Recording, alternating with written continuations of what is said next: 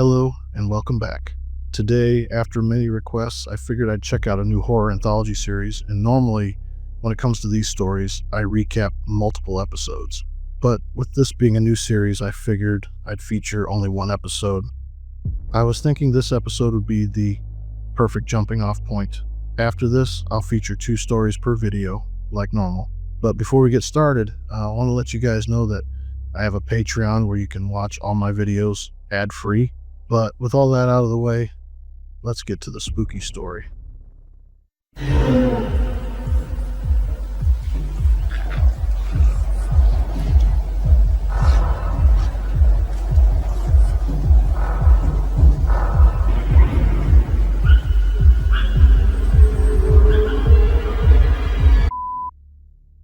Our opening story is titled Glim Glim from Season 1, Episode 13, originally airing on February 4th, 1989. Our story starts off, 2 men and a child break into a library basement. The little girl named Amy says that Glim Glim is upstairs in the reading room, almost as if she can sense it. The man in green named Carl cracks a joke to Mark, calling his daughter a weird kid, asking where she got such a cutesy name for the monster. Carl mentions that it's because of the creature that her mother's dead. Amy doesn't hear it, but her father tells her to read a book while the 2 men talk. Mark scolds Carl for the comment, but Carl says he's done pretending, that the monster upstairs is the reason his family's dead as well. And the grim new world is something the girl is going to have to get used to. The 2 get into a hushed but heated argument as the creature screeches upstairs. The 2 get into an exposition dump about how the creature crashed on the planet and infected everyone it came into contact with. Mark says it was just a crash and maybe it was all an accident. Carl goes on to say that it got out of its ship and just watched them all die. The creature appears to have brought a sickness with it, as Carl goes on to say he had to watch everyone he's ever loved or cared about die over the course of the week. The whole time the alien is squeaking away just above them, Mark cuts off the conversation, saying that he wishes he knew what it was saying. The Carl grimly laughs and defeated says that it wouldn't make a difference either way.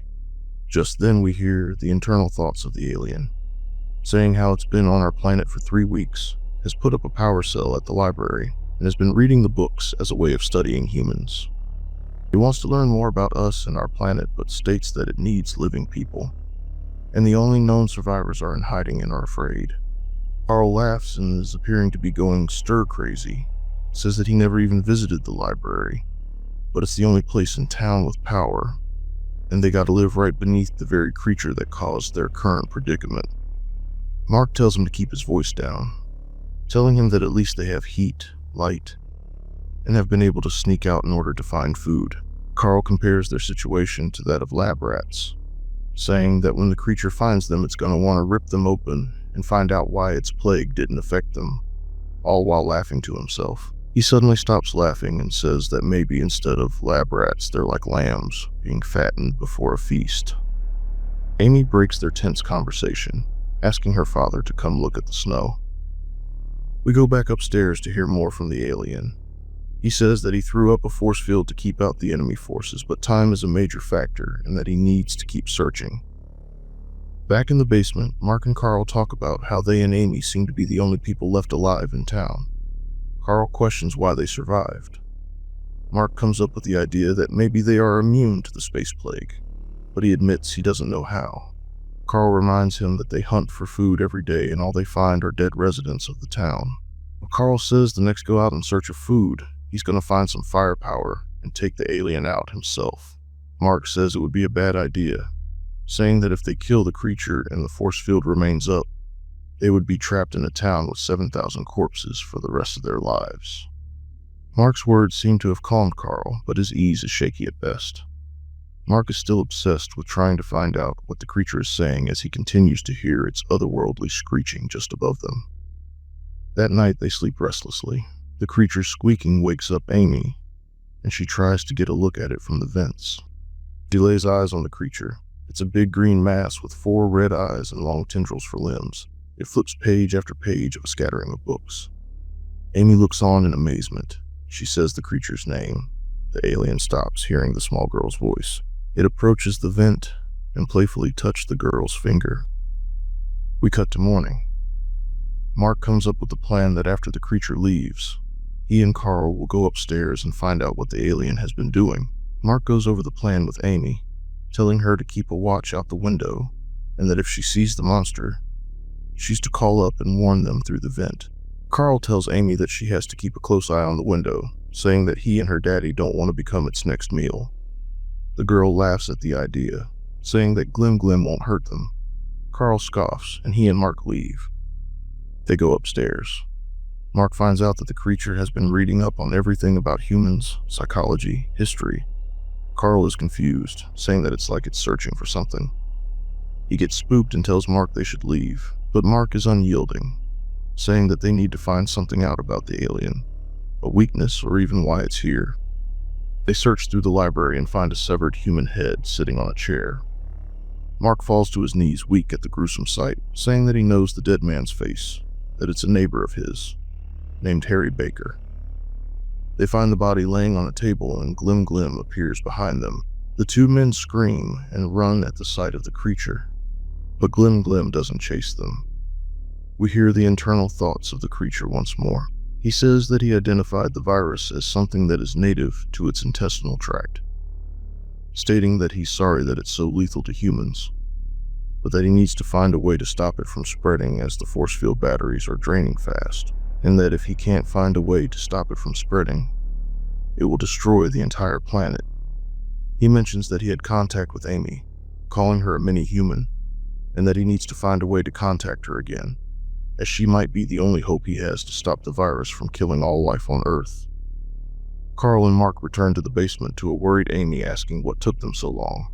Mark says that it took them longer to find food, and that they needed to wait for the alien to leave before they could risk returning. Carl takes out 2 revolvers and checks the ammo inside. Mark asks where he got them, and Carl says that while Mark was looking for food, he paid a visit to the local gun shop, saying it's the last time he's going to run from the monster. We see Glim Glim making another log entry. He says that overcoming the fear of the surviving humans is paramount, and that it's of the utmost importance that they learn to trust him. He says that the immunity of the 3 survivors holds the key to saving the human race. He's been reading our books, trying to study our language in order to communicate, but his alien body is unable to write out the words needed, and that he's struggling to find another way before time runs out. He expresses guilt and regret, saying that what has happened to the humans since crash landing is destroying him inside. Seeing the little girl Amy reminds him of his children, and he fears that he might not see them again. That night, Amy wakes up to Glim Glim squeaking again. She returns to the vent and greets the alien. It tries to show her a piece of paper, but it looks like chicken scratch. Amy jokes and asks if the alien calls that writing. Glim Glim unlocks the vent and Amy crawls out, saying that she will help because she always got good grades in penmanship.